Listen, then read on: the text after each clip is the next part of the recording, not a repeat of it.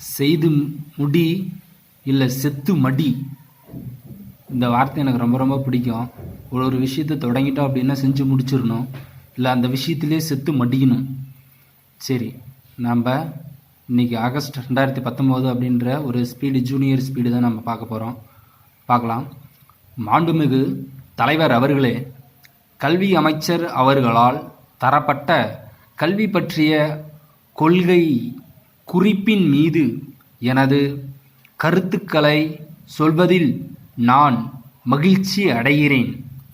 இந்த ஆண்டு வரவு செலவு தொகையில் 1/4 பங்கு கல்விக்காக ஒதுக்கப்பட்டிருக்கிறது. இது மிகவும் வரவேற்கத்தக்கது. இது வருங்காலத்திலே நம் நாடு நல்ல முறையில் உருவாக வேண்டும் என்பதில் நாம் அக்கறை எடுத்து கொண்டிருக்கிறோம் என்பதை காட்டுகிறது.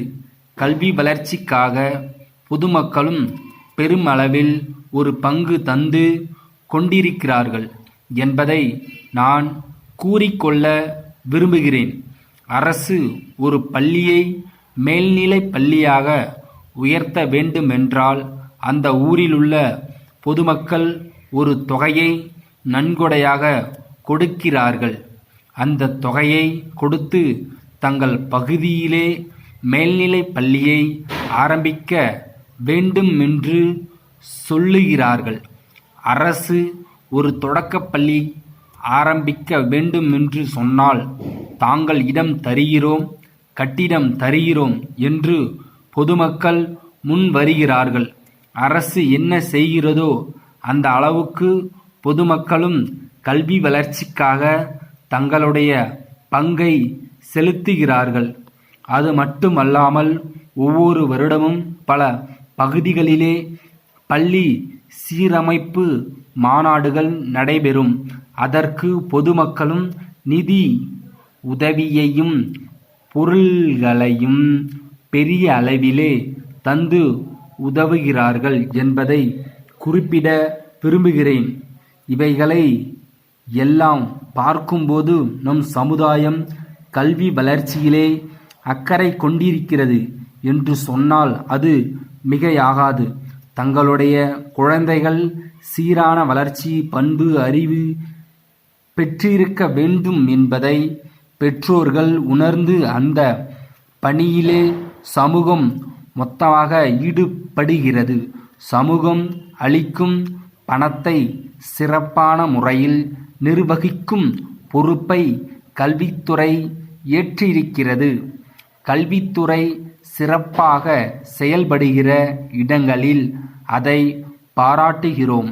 கல்வி அமைச்சர் அவர்கள் ஆசிரியராக இருந்து அனுபவம் பெற்றவர்கள். அவர்கள் இன்னும் தன்னை ஆசிரியர் என்றுதான் நினைத்து கொண்டிருக்கிறார்கள்.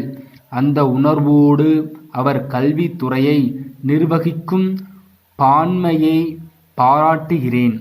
ஆனால் இந்த நாடும் சமுதாயமும் எதிர்பார்க்கின்ற அளவிற்கு கல்வித்துறை நம் பணியை ஆற்ற முடிகிறதா என்று ஆராய்ச்சி செய்ய வேண்டும் என்று கல்வி பணியில் ஈடுபட்டிருக்கிற ஒவ்வொருவரையும் நான் இந்த நேரத்தில் கேட்டுக்கொள்ள விரும்புகிறேன்.